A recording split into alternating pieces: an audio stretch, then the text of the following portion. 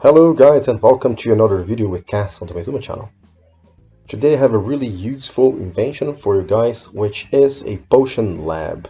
So yeah, this is how it looks. It's very easy to use and also to keep, because all the storage for the ingredients is right in front of you. Everything is reachable from anywhere. So yeah, and in order to use it, you just have to pick up the potions you want. So if I want weakness, well, nobody really wants weakness. Pick up some potions, and then the system will automatically start brewing potions until this double chest is full. And this is the same for every kind of potion. In here, you can have potions that go up to 6 ingredients, like you can see here. Some of them are so easy to do that you don't even need all these lots. So you can basically repurpose some of the droppers. I will show you guys how to do this. This is especially useful in cases like this for the potion of turtle something. Where the items are not stackable, so yeah, you can only fit 9 of them here. So if I use more storage, I can make this work, and this is all going to be consistent and everything. So yeah, let's make more of this very useful potion. By the way, this is how the lab's going to look like if you use invisible item frames, which is also pretty cool, but yeah, maybe not so much. The lab's made out of a bunch of machines like this. You just have to keep replicating these units. So the basic functionality where the lab will keep producing more and more potions until the double chest is full is something that I took from a design by Impulse SV. I think also Cortez-Arino has a similar design, which is 3 or 2 wide. So I guess this is a Caspulse-Arino design. Alright, so besides this amazing functionality where you don't have to do anything besides taking the potions that you need in order to activate it, I also added a general purpose storage here, so you can have a few shulker boxes to pick up potions if you want, or maybe extra ingredients that you can, of course, all store everything here with easy access. And at the back here, you can see that the redstone is a little bit more complicated than Impulse's design, and that's because I made this easily expandable here. So this is for 5 ingredients, but you can easily expand it to 6 ingredients, which is currently the maximum number of ingredients. And I also included this, which is a machine that will allow you to store the glass bottoms in those containers. And the machine basically generates glass bottles as needed, just like you see here. The storage is already full here, so I will show you guys during the tutorial how you can do it, so how you can make it so it's going to stop producing water bottles automatically every time. I almost forgot to mention, but this design also tries to sort out the problem of blaze powder inside the brewing stand. So what I do here is this is what feeds water bottles to the brewer, to the brewing stand. So I just allocate 1 slot of blaze powder in here. So this is basically going to be replaced automatically. And down here I have a dropper, so I can basically fill it up with blaze powder. This is already too much, to be honest. You're basically never going to run out if you have like maybe 2 or 3 stacks in here. And this is how I sorted out this problem within the same size here. Alright, let's build this thing. So the space we're going to need is 3 by 5 deep. So we're going to start by placing our output chest here, which is a double chest, and then hopper facing it, and another hopper facing the first hopper, so you can hold shift to place those guys. Our star goes right here in the middle of everything, and then we're gonna have another hopper pointing towards it and a chest on top of it. Let's do some redstone right now, why not? So here, solid block, repeater, and redstone dust. And here you can have a comparator. And then now it's important that you're gonna make this guy face downward so it can place items inside the brewing stand. And inside this guy are gonna have 22 items. Those items need to stack to 16, and you don't need to rename those items because they will never go inside the brewer, so there is no way it's going to mix up with anything. Now to automate the water bottle refilling, we'll place redstone dust and a torch here.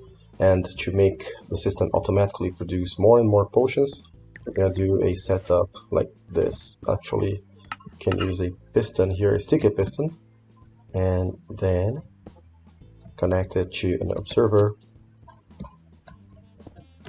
Alright, and this is basically what we're going to use to activate the system. So we can place this torch in the end or break this torch. It doesn't matter too much for now. Alright, so here, sorry again guys, my mouse is terrible. So here we can have a setup like this, and we need to use a note block in here to cause this thing to update. And then we're gonna have a few of those. So I think we're gonna use 5 slots in here, so it's gonna be 1 for this one. So basically here we need to place the droppers first. It's going to make our lives easier. So the droppers need to face this way. 1, 2, 3, 4, 5. I will show you guys to extend it to 6. It's pretty simple. I will show you guys right now how to do it. So just place observers in here, and those blocks here, they need to be solid. So if you want to make it 6 high, just add another 1 upward. So all of those are pointing up, and then just add another 1, just like this. For this tutorial, we're not going to do this, but yeah, I'll just show you the bare minimum to do this. Okay, so here we're going to alternate these guys. So we're going to have a barrel, a hopper, a barrel, and another hopper. And if you place the 6th one, you're going to make sure to place another barrel on top. Alright, let's work on the water bottle generator here. So hopper facing this chest and double chest here. That'll work a little bit of a reservoir. Another hopper facing down here. And here we can build a little bit of a floor. I like to use glass here so it's visible that we're working with water. So that we don't break any blocks by mistake or someone on a server, for example. And here we can have 2 dispensers that are going to want to fill those up with glass bottles. You can see that here I am using 4 of those, but water bottles are going to accumulate in this case. So ideally you wanna only have like 3 of those should be enough. It all depends. Okay, now we can either have this at the bottom or at the top. I prefer to both put those at the top. Okay, so I'll just use 3 for this.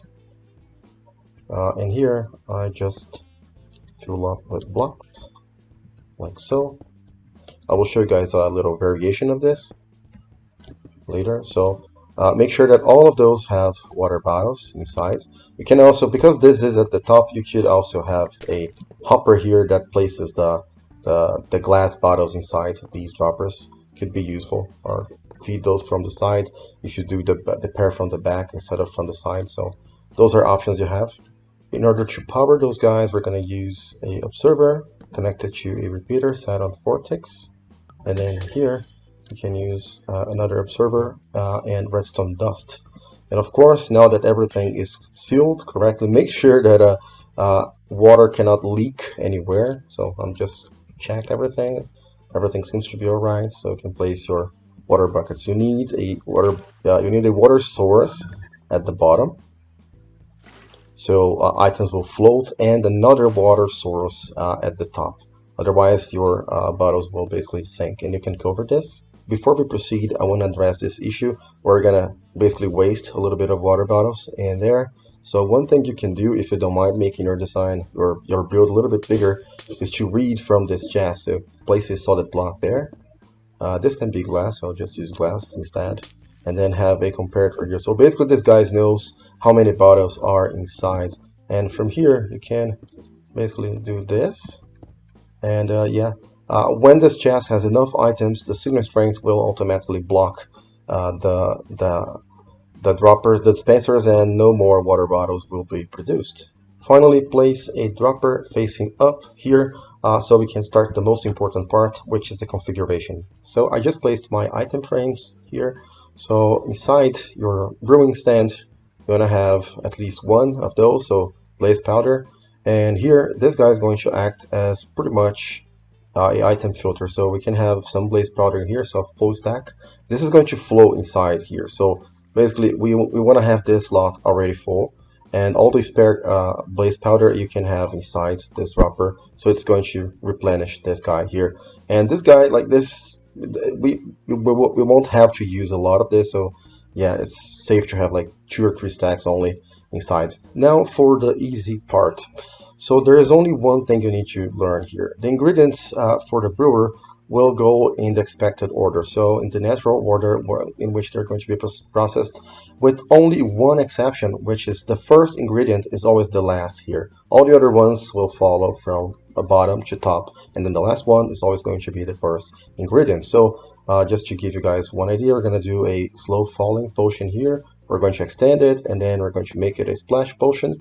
So yeah, we just need to have the nether wart in here, because this is the first ingredient. And also we need to have one piece of nether wart in here, so that we can prime the system. Because the way this trick works, developed by Impulsus V, I guess, is that it's going to do the entire, add the next ingredients, and then in the end it's going to place the nether wart here, so that the system knows it needs to brew more potions until this guy is completely full. Okay, so let's place some ingredients in. Alright, and don't forget your nether wart at the top here. And in order to start the system, you can have a button here, or because we're going to tile those units, so you're not going to have space for this button, you can just break this torch and place it again, so that the observer with power will give this short pulse. And then here we can do a tick warp to speed up the process. So next ingredient, so now it's slow falling, so now it's going to be extended, and now it's going to be a splash potion, and now we're going to have nether wart here. So from this point on, your machine is going to be producing uninterruptedly until this chest is full, and none of the potions are going to be trapped inside these hoppers or anything like that. You'll see you're going to get everything you produce, and from this point on, you can also cover everything like this, and it's going to look a little bit better. You can also maybe use a stair here, which is for decoration. Something like this, or you can place it inverted. Alright, as you can see here, we consumed 3 water bottles, and a lot more were produced, because I had only 1 bottle here, but now we have some extra in there. But this should work next time. So let's do the test by filling up this chest a little bit. Just a few potions should be enough for this thing to get powered permanently. So it's going to output 1 more bottle here, which is why we don't care about having this at full strength. So now if we speed up time once again, you will notice that the system will produce again, but no more water bottles will be generated. See, there it goes again, and no more water bottles. So yeah, this thing with the extra bottles in here is not going to happen if you have this thing at the back here.